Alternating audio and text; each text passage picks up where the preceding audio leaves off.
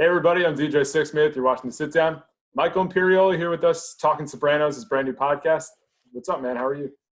I'm pretty good. How you doing? I'm hanging in there. Plenty of time to listen and watch things right now. So I'm sure it's a weird time to be doing all this, but also kind of necessary to take everybody's mind off everything going on outside. Well, we were not going to do it after the world changed and turned upside down. You know, we just announced we were doing this podcast at the end of February, and the plan was to record in a studio in New York City, end of March, release in April. And then in the middle of March, everything changed, and we said, you know, let's forget this. Who needs this now in the midst of all this? It's so unimportant. Let's wait till everything calms down. And then started getting a lot of correspondence from social media saying, hey, we're in quarantine, we're in place, binging The Sopranos, where's the podcast?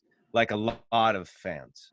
So our producers figured out a way for us to do it remotely, and that's what's happening. That's awesome. So why is this group so passionate? When you think about this fan base, like what separates them from other groups in your opinion? Well, one of the reasons we decided to do this is that in the last year and a half, a whole other generation of viewers have gotten turned on and obsessed with this show. I'm talking about kids as late teens, 20s, and early 30s who were too young to watch it when it first was on the air, who were really, really into it. You go on social media and there's fan pages and meme pages and all kinds of stuff. And that you can't really predict. You know, we had a loyal fan base that watched it when it was on, who, you know, made pasta Sunday nights with their family and friends and ordered pizzas and watched every Sunday night. And they've kind of grown older with us. And we've done events over the years, in conversation events, live and appearances, and we meet our fans. And they're kind of in our age group. But then this whole other generation, you know, came on board. That's really blown me away, you know, the fact that it can transcend that, you know, which could transcend these generations. And that doesn't normally happen. I'm asked all the time why that is. Mm-hmm. Why is it so popular? And, you know, I don't really have an answer, you know, besides that. It's very good, you know. It's just really, you know, part of me would say the nostalgia, and people have these happy memories of when it was first on the air, but obviously that's not exclusive. So I guess it just really was a benchmark in terms of quality for television, acting, writing, directing, and filmmaking. So some of it's kind of mysterious why it's got this appeal. Yeah, it's funny that it's still mysterious all those years later, but you know, when you kind of peel back the layers, the complexity of the storylines, the fascination with the characters, the lifestyle, there's just all these different little entry points depending on who you are, where you live, and how you consume the show, it seems like. Yeah, and it has a really, really broad fan base. Mm-hmm. And you know, it appeals to all types of people in different stratas of society and all over the world. I mean, I got a message from a fan in Libya. Oh my gosh. You know, that's nuts. I mean, yeah, who watches The Sopranos, I guess in, you know, whatever language they speak there. Wow. So I just told you I was talking to Steve, and like you start this thing in season 1, like you didn't really know what it was. You didn't know if it was like supposed to be this serious drama, it was supposed to be this spoof. Like, what do you remember about just the early days of like you guys trying to find your footing in season 1? Well, there's two stages to that, because the pilot we shot on its own without seeing any other episode, without seeing any other scripts. 1997 in the summer, we shot that pilot. And yes, we did not really fully comprehend what the tone, what the possibilities were. I liked it. I didn't really, you know, think it was the greatest thing of all time, but I liked it. And I liked the cast a lot. It wasn't until the show got picked up and we went back a year later to finish season 1. Script after script kept getting better. And like you said, more intricate and more complicated and just more interesting. And during that filming of the first season, I realized, wow, we're onto something special. Whether or not people are going to watch it, that was another story, because series for cable were not really a big thing then. Mm-hmm. So I wasn't sure if people were going to see this thing. Yeah, and only so many people had HBO at that point too. Exactly. And, series were on network television. And when it came on the air finally in January of 99, the reviews were outrageously good. I mean, across the board. I mean, hyperbolic, to the point where Saturday Night Live did a spoof about the reviews of The Sopranos. They didn't do a spoof of the show when it first came out. They did a spoof about the reviews because they were ridiculous. And that's when I knew, all right, something's going to happen with this. Had you rewatched the show before all this? Like Steve had kind of separated from it seems like, for a while. Had you checked out episodes, or did you kind of need some space from it? I haven't watched them since the initial airing. Wow.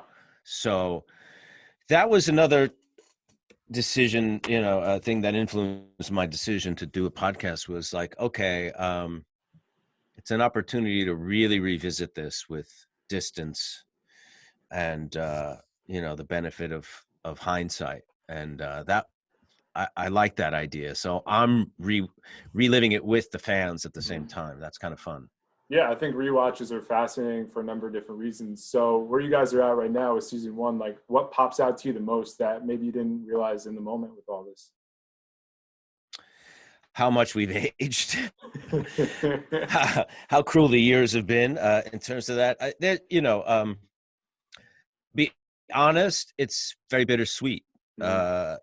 Some of the people, both in front of and behind the camera, are not with us anymore. I mean, most notably James Gandolfini. So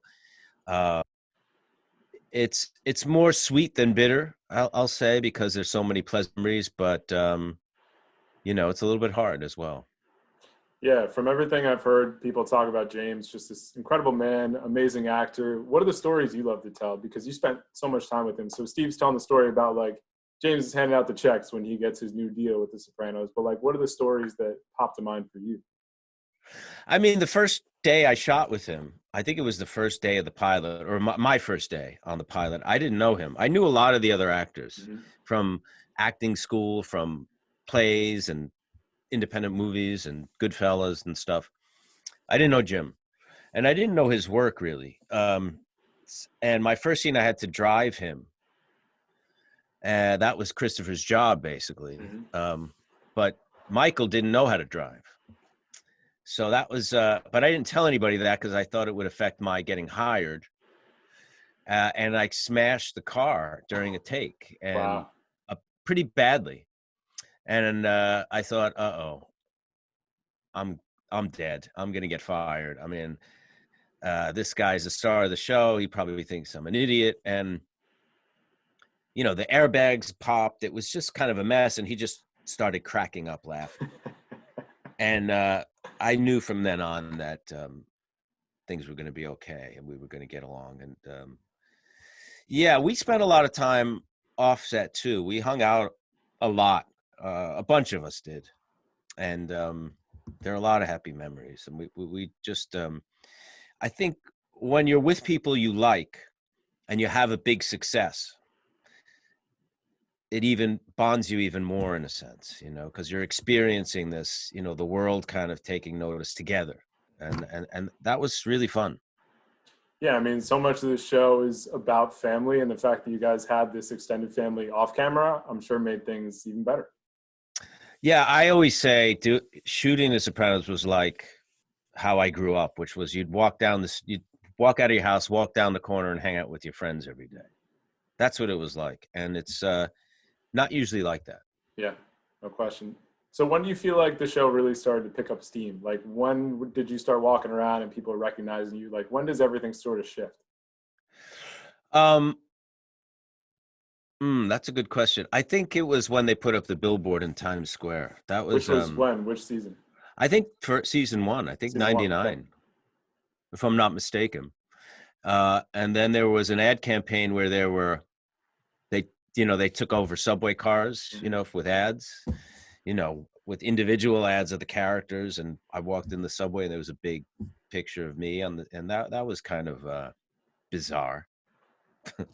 What would surprise people about the experience of the show, whether it's the writing, the shooting, just the way that you guys thought about it? What's something we don't talk about enough when it comes to The Sopranos?